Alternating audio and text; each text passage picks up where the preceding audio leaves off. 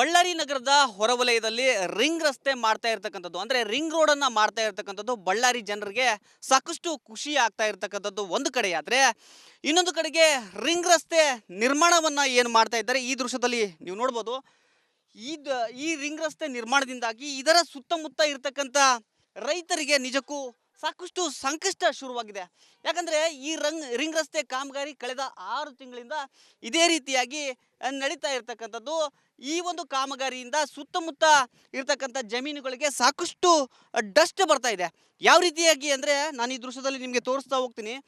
ನಮ್ಮ ಕ್ಯಾಮ್ರಾಮನ್ ಸಿದ್ದುಗೆ ಹೇಳ್ತೀನಿ ಈ ಕಡೆಗೆ ಕ್ಯಾಮ್ರಾವನ್ನು ತಿರುಗಿಸುವ ಮೂಲಕ ಈ ಡಸ್ಟ್ ಯಾವ ರೀತಿಯಾಗಿ ಬೆಳೆಗಳ ಮೇಲೆ ಕೂರುತ್ತೆ ಅನ್ನೋದು ನೋಡಬೇಕು.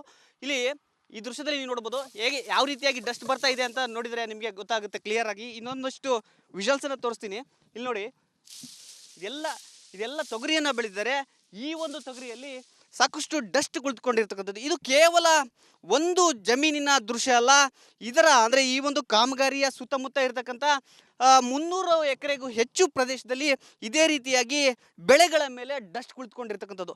ಈ ದೃಶ್ಯದಲ್ಲಿ ಏನು ನೋಡ್ತಿದ್ದೀರಲ್ಲ, ಈ ಕಾಮಗಾರಿ ಕಳೆದ 6 ತಿಂಗಳಿಂದ ನಡೀತಾ ಇರತಕ್ಕಂಥದ್ದು.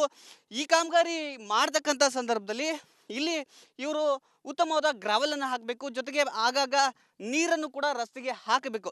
ಆದರೆ ಇಲ್ಲಿಯವರೆಗೂ ಕೂಡ ಆ ಕೆಲಸವನ್ನು ಟೆಂಡರ್ದಾರರು ಮಾಡ್ತಾ ಇಲ್ಲ. ಇವರು ಯಾಕಾಗಿ ಮಾಡ್ತಾ ಇಲ್ಲ ಅಂದರೆ ಕಡಿಮೆ ಹಣದಲ್ಲಿ ಸಿಗ್ತಾ ಇರ್ತಕ್ಕಂಥ ಫ್ಯಾಕ್ಟರಿಗಳ ಹಾರು ಬೂದಿಯನ್ನು ತಂದುಬಿಟ್ಟು ಅದಕ್ಕೆ ಈ ರಸ್ತೆಗೆ ಹಾಕ್ತಾ ಇರ್ತಕ್ಕಂಥ ಹಿನ್ನೆಲೆಯಲ್ಲಿ ಅವರು ಕಡಿಮೆ ದರದಲ್ಲಿ ರಸ್ತೆಯನ್ನು ಮಾಡ್ತಾ ಇದ್ದಾರೆ ಅನ್ನುವ ಅನುಮಾನ ಕಾಡ್ತಾ ಇರ್ತಕ್ಕಂಥದ್ದು ಒಂದು ಕಡೆ. ಆದರೆ ಇನ್ನೊಂದು ಕಡೆಗೆ ರೈತರು ನಮಗೆ ಪರಿಹಾರವನ್ನು ಕೊಡಿ ಅಂತ ಕೇಳ್ತಾ ಇದ್ದಾರೆ. ಯಾಕಂದರೆ ಇದು 1 ದಿನ 2 ದಿನದ ಕೆಲಸ ಅಲ್ಲ, ಸುಮಾರು 2 ವರ್ಷ ಆಗ್ಬೋದು ಈ ಒಂದು ರಸ್ತೆ ಕಾಮಗಾರಿ ಮುಗಿಯೋದಕ್ಕೆ. ಈ ರೀತಿಯಾಗಿ ಇಲ್ಲಿ ನೋಡಿ, ಈ ರೀತಿಯಾಗಿ ಬೆಳೆಗಳ ಮೇಲೆ ಡಸ್ಟ್ ಕುಳಿತರೆ ಇದು ಯಾವುದಕ್ಕೂ ಕೂಡ ಬರೋದಿಲ್ಲ, ಸರಿಯಾಗಿ ಕೂಡ ಬೆಳೆದಿಲ್ಲ, ಎಲ್ಲ ಕೊಳೆತು ಹೋಗಿಬಿಟ್ಟಿದೆ. ತೊಗರಿಗೆ ಉತ್ತಮವಾದ ಮಾರುಕಟ್ಟೆಯಲ್ಲಿ ಬೆಲೆ ಇದೆ, ಉತ್ತಮವಾಗಿರ್ತಕ್ಕಂಥ ಬೆಲೆ ಇದೆ. ಆದರೆ ಈ ರೀತಿಯಾಗಿ ಹಾಳಾಗಿರ್ತಕ್ಕಂಥ ಹಿನ್ನೆಲೆಯಲ್ಲಿ ರೈತರು ಕಂಗಾಲಾಗಿದ್ದಾರೆ. ತೊಗರಿ ಜೊತೆಗೆ ಮೆಣಸಿನಕಾಯಿ ಬೆಳೆಯಲು ಕೂಡ ಇದೇ ರೀತಿಯಾಗಿ ಸಮಸ್ಯೆಯಾಗಿ ಅಂದರೆ ಡಸ್ಟಿನಿಂದಾಗಿ ಡಸ್ಟ್ ಸಾಕಷ್ಟು ಸೇರ್ತಕ್ಕಂಥ ಹಿನ್ನೆಲೆಯಲ್ಲಿ ಅದು ಕೂಡ ಹಾಳಾಗಿರ್ತಕ್ಕಂಥದ್ದು. ಈ ಟೆಂಡರ್ದಾರರು ಏನಿದ್ದಾರೆ ಅಥವಾ ಕಾಂಟ್ರಾಕ್ಟ್ದಾರರು ಏನಿದ್ದಾರೆ, ರೈತರಿಗೆ ನಿಮಗೆ ಒಂದಷ್ಟು ಹಣವನ್ನು ಕೊಡ್ತೀವಿ ಅಂತ ಅಗ್ರಿಮೆಂಟ್ಗಳನ್ನು ಕೂಡ ಮಾಡಿಸ್ಕೊಂಡಿದ್ದಾರೆ. ಆದರೆ ಇಲ್ಲಿಯವರೆಗೂ ಕೂಡ ಯಾವುದೇ ಹಣವನ್ನು ಕೊಟ್ಟಿಲ್ಲ. ಹೀಗಾಗಿ ರೈತರು ನಿಜಕ್ಕೂ ಸಾಕಷ್ಟು ಕಂಗಾಲಾಗಿದ್ದಾರೆ, ಸಂಪೂರ್ಣವಾಗಿ ಧೂಳಿನಿಂದ ಆವರಿಸಿರ್ತಕ್ಕಂಥದ್ದು. ನನ್ನ ಜೊತೆ ಈಗ ಒಂದಷ್ಟು ರೈತರಿದ್ದಾರೆ, ಅವ್ರು ಮಾತನಾಡಿಸ್ತೀನಿ. ಅವ್ರು ಏನು ಹೇಳ್ತಾರೆ ಅಂತ ಕೇಳಿದ್ರೆ ನಿಜಕ್ಕೂ ಬೇಸರ ಆಗುತ್ತೆ. ಅವ್ರ ಮಾತನ್ನು ನೀವೇ ಕೇಳಿ. ಅಣ್ಣ, ನಿಮ್ದು ಎಷ್ಟು ಎಕರೆ ಜಮೀನಿದೆ, ಎಷ್ಟು ಲಾಸ್ ಆಗ್ತಾ ಇದೆ ನಿಮ್ದು? ಇದು 8 ಎಕರೆ ಸರ್. 8 ಎಕರೆ ನಡುವೆ ಒಂದು 6 ಎಕರೆ ಜೋಳ ಹಾಕಿದ್ದೆ, ಒಂದು 2 ಎಕರೆ ತೊಗರಿ ಹಾಕಿದ್ದೆ, 1 ಎಕರೆ ಗದ್ದೆ ಹಾಕಿದ್ದೆ. ಆದರೆ ರೋಡಿನಿಂದ ಡಸ್ಟು ಬಂದು ಈ ತೊಗರಿ ಕೊಯ್ಯೋಕ್ಕೆ ಆಗಲಿಲ್ಲ ಸರ್. ಇದು ಇವಾಗ ಏಪ್ರಿಲ್ ಬರೋ ತಿಂಗಳಾಯ್ತು ಸರ್. ನಾಳೆದು 1ನೇ ತಾರೀಕು ಬಂದರೆ ಏಪ್ರಿಲ್ ಆಗ್ತದೆ. ಏಪ್ರಿಲ್ ಆದರೂ ಕೂಡ ಕೊಯ್ಯೋಕ್ಕೆ ಬರ್ತಾಯಿಲ್ಲ, ಅದು ತಿಂಬಕ್ಕೆ ಬರ್ತಾಯಿಲ್ಲ. ಲಾಸ್ ಆಗಿ ಎಲ್ಲ ಇದಾಗಿಬಿಟ್ಟೈತೆ ಸರ್. ಎಲ್ಲ ಪರಿಹಾರ ಕೇಳಿದ್ರೆ ಏನು ಹೇಳ್ತಿದ್ದಾರೆ? ಪರಿಹಾರ ಕೇಳಿದರೆ ಕೊಡ್ತೀವಿ ಅಂತಂದೇಳಿ ಆ ಬಾಂಡ್ ಬರ್ಸ್ಕೊಂಡು ಬಾಂಡಿನಲ್ಲಿ 1 ವರ್ಷದ್ದು ಲೀಜಿಗೆ ಜಮೀನು ಲೆಕ್ಕಕ್ಕೆ ಬರ್ಸ್ಕೊಂಡು ಸೈನ್ ಮಾಡ್ಸ್ಕೊಂಬಕ್ಕೆ ನೋಡ್ತಾ ಇದ್ದಾರೆ ಸರ್. ಅವರು ಮಾಡ್ಸ್ಕೊಂಬಿಟ್ಟಾರೆ ಅವಲ್ಲ ಆಲ್ರೆಡಿ. ಅಣ್ಣ, ಇದೇ ರೀತಿಯಾಗಿ ಇಲ್ಲಿ ಎಷ್ಟು ಎಕರೆ ಬೆಳೆಗೆ ಹಾನಿಯಾಗಿದೆ, ಏನೇನು ಬೆಳೆಗೆ ಹಾನಿಯಾಗಿದೆ? ಇದು ಜೋಳ, ಮೆಕ್ಕೆಜೋಳ, ತೊಗರಿ, ಗದ್ದೆ, ಭತ್ತ ಇಡೋದು ನಾವು ಈ ಥರ. ಇಲ್ಲಿ ಮಿರ್ಚಿ ಇಟ್ಟಾರೆ, ಅದೆಲ್ಲ ಹಾನಿಯಾಗಿದೆ ಸರ್. ಈ ರೋಟಿಗೆ ಸಂಬಂಧಪಟ್ಟಿದ್ದು ಎಷ್ಟು ಒಂದು 100 ಮೀಟ್ರ್ 150 ಮೀಟ್ರಿಗೆ ಹಾನಿ ಆಗ್ತದೆ ಸರ್. ಈಗ ಅಲ್ಲಿ ಧೂಳು ಹೆಚ್ಚಾಗೋದಕ್ಕೆ ಕಾರಣ ಏನು ಅನ್ಸುತ್ತೆ? ಇದು ಜಾನಕಿ ಫ್ಯಾಕ್ಟ್ರಿದು ಡಸ್ಟ್ ತಗೊಂಬಂದು ಹಾಕ್ತಾರೆ ಸರ್. ಯಾಕೆ ಅದನ್ನ ಹಾಕ್ತಾರೆ? ಯಾಕೆ ಹಾಕ್ತಾರೆ ಅಂತಂದ್ರೆ ನಾವು ಒಂದು ದಿವಸ ಹೋಗಿ ಎಸ್ಟಿಮೇಟ್ ಕೇಳಿದ್ವಿ. ಆ್ಯಕ್ಷನ್ ಪ್ಲಾನ್ ಕೊಡ್ರಿ, ಎಸ್ಟಿಮೇಟ್ ಕೊಡ್ರಿ, ಅದ್ರ ಏನಿದೆ ಅದ್ರ ಎಸ್ಟಿಮೇಟಾಗಿ ಏನು ಹಾಕಿದ್ದಾರೆ, ಏನು ಬರ್ದಿದ್ದಾರೆ, ನೀವೇನು ಹಾಕ್ತಾಯಿದ್ದೀರಿ ಅಂತ ಕೇಳಿದ್ರೆ ಜಾನಕಿ ಫ್ಯಾಕ್ಟ್ರಿ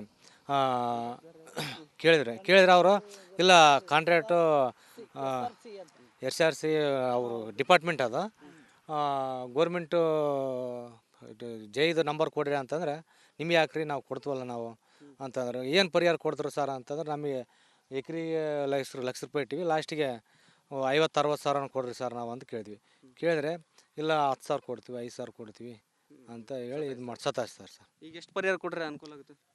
ಒಂದು 50 ಸಾವಿರನೂ ಆಗ್ಬೇಕು ಸರ್ ಮಿನಿಮಮ್. ಎಕರೆಗೆ 50 ಸಾವಿರನ ಆದರೆ ನಮಗೆ ಗಿಟ್ಟಬೇಡ ಸರ್. 18 ಸಾವಿರ ರೂಪಾಯಿ ಗುತ್ತಿಗೆ ಸರ್. ಇದಿಷ್ಟು ರೈತರ ಮಾತು. ಇಲ್ಲಿ ರೈತರು ಹೇಳ್ತಾ ಇರ್ತಕ್ಕಂಥದ್ದು ನಮಗೆ ಕನಿಷ್ಠ 50,000 ರೂಪಾಯಿ ಪರಿಹಾರವನ್ನಾದರೂ ಕೊಡಬೇಕು. ಈ ಒಂದು ಕಾಮಗಾರಿಯನ್ನು ಏನು ಮಾಡ್ತಾ ಇದ್ದಾರೆ SRC ಎನ್ನುವ ಕಾಂಟ್ರಾಕ್ಟ್ದಾರರು, ಅವರು ಇಲ್ಲಿಯವರೆಗೂ ನಮಗೆ ಕೈಗೆ ಸಿಗ್ತಾ ಇಲ್ಲ. ಅವ್ರನ್ನ ಕೇಳೋಣ ಅಂದರೆ, ಇವತ್ತು ನಾವು ರಿಪಬ್ಲಿಕ್ ಕನ್ನಡ ಈ ಒಂದು ಪ್ರದೇಶಕ್ಕೆ ಬರ್ತಿದ್ದಂತೆ JCB ಮೂಲಕ ಏನು ಕೆಲಸ ನಡೀತಾ ಇತ್ತು ಅದನ್ನೆಲ್ಲವನ್ನು ಕೂಡ ನಿಲ್ಲಿಸಿರ್ತಕ್ಕಂಥದ್ದು. ಯಾಕಂದರೆ ಆ ಕೆಲಸ ಆರಂಭವಾದರೆ ಸಂಪೂರ್ಣವಾಗಿ ಡಸ್ಟ್ ಬರೋದು ನಮಗೆ ಕ್ಯಾಮ್ರಾದಲ್ಲಿ ರೆಕಾರ್ಡ್ ಆಗುತ್ತೆ ಅನ್ನುವ ನಿಟ್ಟಿನಲ್ಲಿ ಇವರು ಅದನ್ನು ನಿಲ್ಲಿಸಿರ್ತಕ್ಕಂಥದ್ದು. ಅಂದರೆ ಯಾವ ಮಟ್ಟಿಗೆ ಮ್ಯಾನಿಪುಲೇಟ್ ಮಾಡ್ತಾ ಇದ್ದಾರೆ ಅನ್ನೋದನ್ನು ಈ ದೃಶ್ಯದಲ್ಲಿ ನೀವು ನೋಡ್ಬೋದು. ಯಾಕಂದರೆ ನಮ್ಗೆ ಈಗಾಗಲೇ ದೃಶ್ಯಾವಳಿಗಳು ಕೂಡ ಸಂಪೂರ್ಣವಾಗಿ ಲಭ್ಯವಾಗಿದ್ದಾವೆ. ಯಾವ ರೀತಿಯಾಗಿ ಧೂಳು ಆ ರಸ್ತೆಯಿಂದ ಆರಿ ಬಂದು ಬೆಳೆಗಳ ಮೇಲೆ ಕೂರುತ್ತೆ ಅಂತ. ಈಗಲಾದರೂ ಬಳ್ಳಾರಿಯ ಜನಪ್ರತಿನಿಧಿಗಳು ಜೊತೆಗೆ ಅಧಿಕಾರಿಗಳು ರೈತರ ಪರವಾಗಿ ನಿಲ್ಲಬೇಕು. ರಸ್ತೆ ಮಾಡೋದು ಖುಷಿ ಆದರೂ ಕೂಡ ಇನ್ನೊಂದು ಕಡೆಗೆ ಇನ್ನೊಬ್ಬರ ಹೊಟ್ಟೆ ಮೇಲೆ ಹೊಡೆತಕ್ಕಂಥದ್ದು ಕೂಡ ಮಹಾಪಾಪ ಅಂತ ಹೇಳಿದರೆ ತಪ್ಪಾಗಲಿಕ್ಕಿಲ್ಲ.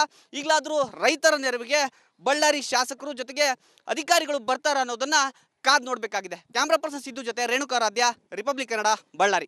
ಬಳ್ಳಾರಿ ನಗರದ ಹೊರವಲಯದಲ್ಲಿ ರಿಂಗ್ ರಸ್ತೆ ಮಾಡ್ತಾ ಇರ್ತಕ್ಕಂಥದ್ದು, ಅಂದರೆ ರಿಂಗ್ ರೋಡನ್ನು ಮಾಡ್ತಾ ಇರ್ತಕ್ಕಂಥದ್ದು ಬಳ್ಳಾರಿ ಜನರಿಗೆ ಸಾಕಷ್ಟು ಖುಷಿ ಆಗ್ತಾ ಇರ್ತಕ್ಕಂಥದ್ದು ಒಂದು ಕಡೆಯಾದರೆ, ಇನ್ನೊಂದು ಕಡೆಗೆ ರಿಂಗ್ ರಸ್ತೆ ನಿರ್ಮಾಣವನ್ನು ಏನು ಮಾಡ್ತಾ ಇದ್ದಾರೆ ಈ ದೃಶ್ಯದಲ್ಲಿ ನೀವು ನೋಡ್ಬೋದು. ಈ ರಿಂಗ್ ರಸ್ತೆ ನಿರ್ಮಾಣದಿಂದಾಗಿ ಇದರ ಸುತ್ತಮುತ್ತ ಇರ್ತಕ್ಕಂಥ ರೈತರಿಗೆ ನಿಜಕ್ಕೂ ಸಾಕಷ್ಟು ಸಂಕಷ್ಟ ಶುರುವಾಗಿದೆ. ಯಾಕಂದರೆ ಈ ರಿಂಗ್ ರಸ್ತೆ ಕಾಮಗಾರಿ ಕಳೆದ 6 ತಿಂಗಳಿಂದ ಇದೇ ರೀತಿಯಾಗಿ ನಡೀತಾ ಇರ್ತಕ್ಕಂಥದ್ದು. ಈ ಒಂದು ಕಾಮಗಾರಿಯಿಂದ ಸುತ್ತಮುತ್ತ ಇರ್ತಕ್ಕಂಥ ಜಮೀನುಗಳಿಗೆ ಸಾಕಷ್ಟು ಡಸ್ಟ್ ಬರ್ತಾ ಇದೆ. ಯಾವ ರೀತಿಯಾಗಿ ಅಂದರೆ, ನಾನು ಈ ದೃಶ್ಯದಲ್ಲಿ ನಿಮಗೆ ತೋರಿಸ್ತಾ ಹೋಗ್ತೀನಿ. ನಮ್ಮ ಕ್ಯಾಮ್ರಾಮನ್ ಸಿದ್ದುಗೆ ಹೇಳ್ತೀನಿ, ಈ ಕಡೆಗೆ ಕ್ಯಾಮ್ರಾವನ್ನು ತಿರುಗಿಸುವ ಮೂಲಕ ಈ ಡಸ್ಟ್ ಯಾವ ರೀತಿಯಾಗಿ ಬೆಳೆಗಳ ಮೇಲೆ ಕೂರುತ್ತೆ ಅನ್ನೋದು ನೋಡಬೇಕು. ಇಲ್ಲಿ ಈ ದೃಶ್ಯದಲ್ಲಿ ನೀವು ನೋಡ್ಬೋದು ಹೇಗೆ ಯಾವ ರೀತಿಯಾಗಿ ಡಸ್ಟ್ ಬರ್ತಾ ಇದೆ ಅಂತ. ನೋಡಿದರೆ ನಿಮಗೆ ಗೊತ್ತಾಗುತ್ತೆ ಕ್ಲಿಯರ್ ಆಗಿ. ಇನ್ನೊಂದಷ್ಟು ವಿಜುವಲ್ಸನ್ನು ತೋರಿಸ್ತೀನಿ. ಇಲ್ಲಿ ನೋಡಿ, ಇದೆಲ್ಲ ತೊಗರಿಯನ್ನು ಬೆಳೆದಿದ್ದಾರೆ. ಈ ಒಂದು ತೊಗರಿಯಲ್ಲಿ ಸಾಕಷ್ಟು ಡಸ್ಟ್ ಕುಳಿತುಕೊಂಡಿರ್ತಕ್ಕಂಥದ್ದು. ಇದು ಕೇವಲ ಒಂದು ಜಮೀನಿನ ದೃಶ್ಯ ಅಲ್ಲ. ಅಂದರೆ ಈ ಒಂದು ಕಾಮಗಾರಿಯ ಸುತ್ತಮುತ್ತ ಇರತಕ್ಕಂಥ 300 ಎಕರೆಗೂ ಹೆಚ್ಚು ಪ್ರದೇಶದಲ್ಲಿ ಇದೇ ರೀತಿಯಾಗಿ ಬೆಳೆಗಳ ಮೇಲೆ ಡಸ್ಟ್ ಕುಳಿತುಕೊಂಡಿರ್ತಕ್ಕಂಥದ್ದು. ಈ ದೃಶ್ಯದಲ್ಲಿ ಏನು ನೋಡ್ತಿದ್ದೀರಲ್ಲ, ಈ ಕಾಮಗಾರಿ ಕಳೆದ 6 ತಿಂಗಳಿಂದ ನಡೀತಾ ಇರ್ತಕ್ಕಂಥದ್ದು. ಈ ಕಾಮಗಾರಿ ಮಾಡ್ತಕ್ಕಂಥ ಸಂದರ್ಭದಲ್ಲಿ ಇಲ್ಲಿ ಇವರು ಉತ್ತಮವಾದ ಗ್ರಾವೆಲನ್ನು ಹಾಕಬೇಕು, ಜೊತೆಗೆ ಆಗಾಗ ನೀರನ್ನು ಕೂಡ ರಸ್ತೆಗೆ ಹಾಕಬೇಕು. ಆದರೆ ಇಲ್ಲಿಯವರೆಗೂ ಕೂಡ ಆ ಕೆಲಸವನ್ನು ಟೆಂಡರ್ದಾರರು ಮಾಡ್ತಾ ಇಲ್ಲ.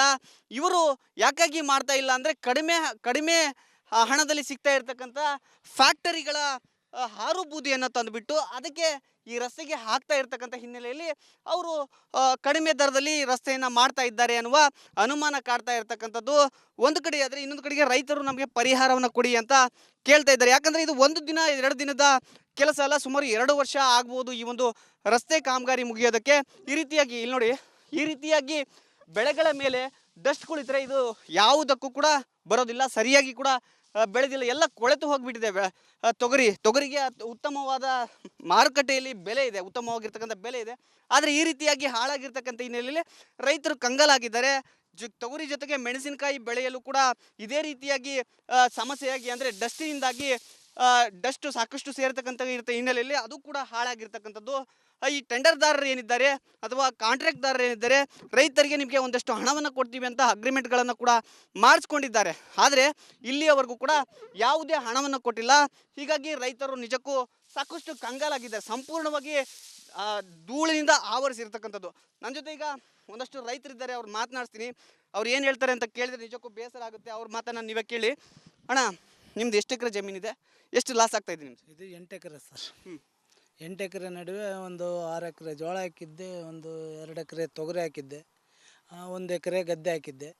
ಆದರೆ ರೋಡಿನಿಂದ ಡಸ್ಟ್ ಬಂದು ಈ ತೊಗರಿ ಕೊಯ್ಯೋಕ್ಕೆ ಆಗಲಿಲ್ಲ ಸರ್. ಇದು ಇವಾಗ ಏಪ್ರಿಲ್ ಬರೋ ತಿಂಗಳಾಯಿತು ಸರ್. ನಾಳೆದು 1ನೇ ತಾರೀಕು ಬಂದರೆ ಏಪ್ರಿಲ್ ಆಗ್ತದೆ. ಏಪ್ರಿಲ್ ಆದರೂ ಕೂಡ ಕೊಯ್ಯೋಕ್ಕೆ ಬರ್ತಾಯಿಲ್ಲ, ಅದು ತಿಂಬಕ್ಕೆ ಬರ್ತಾಯಿಲ್ಲ. ಲಾಸ್ ಆಗಿ ಎಲ್ಲ ಇದಾಗಿಬಿಟ್ಟೈತೆ ಸರ್. ಎಲ್ಲ ಪರಿಹಾರ ಕೇಳಿದ್ರೆ ಏನು ಹೇಳ್ತಿದ್ದಾರೆ? ಪರಿಹಾರ ಕೇಳಿದರೆ ಕೊಡ್ತೀವಿ ಅಂತಂದೇಳಿ ಆ ಬಾಂಡ್ ಬರ್ಸ್ಕೊಂಡು ಬಾಂಡಿನಲ್ಲಿ 1 ವರ್ಷದ್ದು ಲೀಜಿಗೆ ಜಮೀನು ಲೆಕ್ಕಕ್ಕೆ ಬರ್ಸ್ಕೊಂಡು ಸೈನ್ ಮಾಡ್ಸ್ಕೊಂಬಕ್ಕೆ ನೋಡ್ತಾ ಇದ್ದಾರೆ ಸರ್. ಅವರು ಮಾಡ್ಸ್ಕೊಂಬಿಟ್ಟಾರೆ ಅವೆಲ್ಲ ಆಲ್ರೆಡಿ. ಅಣ್ಣ, ಇದೇ ರೀತಿಯಾಗಿ ಇಲ್ಲಿ ಎಷ್ಟು ಎಕರೆ ಬೆಳೆಗೆ ಹಾನಿಯಾಗಿದೆ, ಏನೇನು ಬೆಳೆಗೆ ಹಾನಿಯಾಗಿದೆ? ಇದು ಜೋಳ, ಮೆಕ್ಕೆಜೋಳ, ತೊಗರಿ, ಗದ್ದೆ, ಭತ್ತ ಇಡೋದು ನಾವು ಈ ಥರ ಇಲ್ಲಿ ಮಿರ್ಚಿ ಇಟ್ಟಾರೆ ಅದೆಲ್ಲ ಆನ್ ಆಗಿದೆ ಸರ್. ಈ ರೋಟಿಗೆ ಸಂಬಂಧಪಟ್ಟಿದ್ದು ಎಷ್ಟು ಒಂದು 100 ಮೀಟ್ರ್ 150 ಮೀಟ್ರಿಗೆ ಆನ್ ಆಗ್ತದೆ ಸರ್. ಈಗ ಅಲ್ಲಿ ಧೂಳು ಹೆಚ್ಚಾಗೋದಕ್ಕೆ ಕಾರಣ ಏನು ಅನ್ಸುತ್ತೆ? ಇದು ಜಾನಕಿ ಫ್ಯಾಕ್ಟ್ರಿದು ಡಸ್ಟ್ ತಾಂಬಂದು ಹಾಕ್ತಾರೆ ಸರ್. ಯಾಕೆ ಯಾಕೆ ಅದನ್ನ ಹಾಕ್ತಾರೆ? ಯಾಕೆ ಹಾಕ್ತಾರೆ ಅಂತಂದ್ರೆ ನಾವು ಒಂದು ದಿವಸ ಹೋಗಿ ಎಸ್ಟಿಮೇಟ್ ಕೇಳಿದ್ವಿ. ಆ್ಯಕ್ಷನ್ ಪ್ಲಾನ್ ಕೊಡ್ರಿ, ಎಸ್ಟಿಮೇಟ್ ಕೊಡ್ರಿ, ಅದ್ರ ಏನಿದ್ದು ಅದ್ರ ಎಸ್ಟಿಮೇಟಿಗೆ ಏನು ಹಾಕಿದ್ದಾರೆ, ಏನು ಬರ್ದಿದ್ದಾರೆ, ನೀವೇನು ಹಾಕ್ತಾಯಿದ್ದೀರಿ ಅಂತ ಕೇಳಿದ್ರೆ ಜಾನಕಿ ಫ್ಯಾಕ್ಟ್ರಿ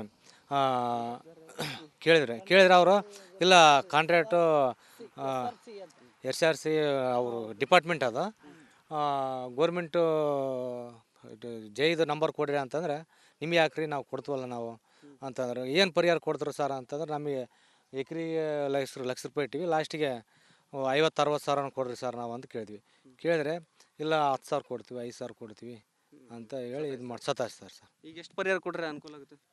ಒಂದು 50,000 ಆಗ್ಬೇಕು ಸರ್ ಮಿನಿಮಮ್. ಎಕರೆಗೆ 50,000 ಆದರೆ ನಮಗೆ ಗಿಟ್ಬೇಡ ಸರ್, 18,000 ರೂಪಾಯಿ ಗುತ್ತಿಗೆ ಸರ್. ಇದಿಷ್ಟು ರೈತರ ಮಾತು. ಇಲ್ಲಿ ರೈತರು ಹೇಳ್ತಾ ಇರ್ತಕ್ಕಂಥದ್ದು ನಮಗೆ ಕನಿಷ್ಠ 50,000 ರೂಪಾಯಿ ಪರಿಹಾರವನ್ನಾದರೂ ಕೊಡಬೇಕು. ಈ ಒಂದು ಕಾಮಗಾರಿಯನ್ನು ಏನು ಮಾಡ್ತಾ ಇದ್ದಾರೆ SRC ಎನ್ನುವ ಕಾಂಟ್ರಾಕ್ಟ್ದಾರರು, ಅವರು ಇಲ್ಲಿಯವರೆಗೂ ನಮಗೆ ಕೈಗೆ ಸಿಗ್ತಾ ಇಲ್ಲ. ಅವ್ರನ್ನ ಕೇಳೋಣ ಅಂದರೆ ಇವತ್ತು ನಾವು ರಿಪಬ್ಲಿಕ್ ಕನ್ನಡ ಈ ಒಂದು ಪ್ರದೇಶಕ್ಕೆ ಬರ್ತಿದ್ದಂತೆ JCB ಮೂಲಕ ಏನು ಕೆಲಸ ನಡೀತಾ ಇತ್ತು ಅದನ್ನೆಲ್ಲವನ್ನು ಕೂಡ ನಿಲ್ಲಿಸಿರ್ತಕ್ಕಂಥದ್ದು. ಯಾಕಂದರೆ ಆ ಕೆಲಸ ಆರಂಭವಾದರೆ ಸಂಪೂರ್ಣವಾಗಿ ಡಸ್ಟ್ ಬರೋದು ನಮಗೆ ಕ್ಯಾಮ್ರಾದಲ್ಲಿ ರೆಕಾರ್ಡ್ ಆಗುತ್ತೆ ಅನ್ನುವ ನಿಟ್ಟಿನಲ್ಲಿ ಇವರು ಅದನ್ನು ನಿಲ್ಲಿಸಿರ್ತಕ್ಕಂಥದ್ದು. ಅಂದರೆ ಯಾವ ಮಟ್ಟಿಗೆ ಮ್ಯಾನಿಪುಲೇಟ್ ಮಾಡ್ತಾ ಇದ್ದಾರೆ ಅನ್ನೋದನ್ನು ಈ ದೃಶ್ಯದಲ್ಲಿ ನೀವು ನೋಡ್ಬೋದು. ಯಾಕಂದರೆ ನಮ್ಗೆ ಈಗಾಗಲೇ ದೃಶ್ಯಾವಳಿಗಳು ಕೂಡ ಸಂಪೂರ್ಣವಾಗಿ ಲಭ್ಯವಾಗಿದ್ದಾವೆ, ಯಾವ ರೀತಿಯಾಗಿ ಧೂಳು ಆ ರಸ್ತೆಯಿಂದ ಆರಿ ಬಂದು ಬೆಳೆಗಳ ಮೇಲೆ ಕೂರುತ್ತೆ ಅಂತ. ಈಗಲಾದರೂ ಬಳ್ಳಾರಿಯ ಜನಪ್ರತಿನಿಧಿಗಳು ಜೊತೆಗೆ ಅಧಿಕಾರಿಗಳು ರೈತರ ಪರವಾಗಿ ನಿಲ್ಲಬೇಕು. ರಸ್ತೆ ಮಾಡೋದು ಖುಷಿ ಆದರೂ ಕೂಡ ಇನ್ನೊಂದು ಕಡೆಗೆ ಇನ್ನೊಬ್ಬರ ಹೊಟ್ಟೆ ಮೇಲೆ ಹೊಡೆತಕ್ಕಂಥದ್ದು ಕೂಡ ಮಹಾಪಾಪ ಅಂತ ಹೇಳಿದರೆ ತಪ್ಪಾಗಲಿಕ್ಕಿಲ್ಲ. ಈಗಲಾದರೂ ರೈತರ ನೆರವಿಗೆ ಬಳ್ಳಾರಿ ಶಾಸಕರು ಜೊತೆಗೆ ಅಧಿಕಾರಿಗಳು ಬರ್ತಾರ ಅನ್ನೋದನ್ನು ಕಾದು ನೋಡಬೇಕಾಗಿದೆ. ಕ್ಯಾಮ್ರಾ ಪರ್ಸನ್ ಸಿದ್ದು ಜೊತೆ ರೇಣುಕಾರಾಧ್ಯ, ರಿಪಬ್ಲಿಕ್ ಕನ್ನಡ, ಬಳ್ಳಾರಿ.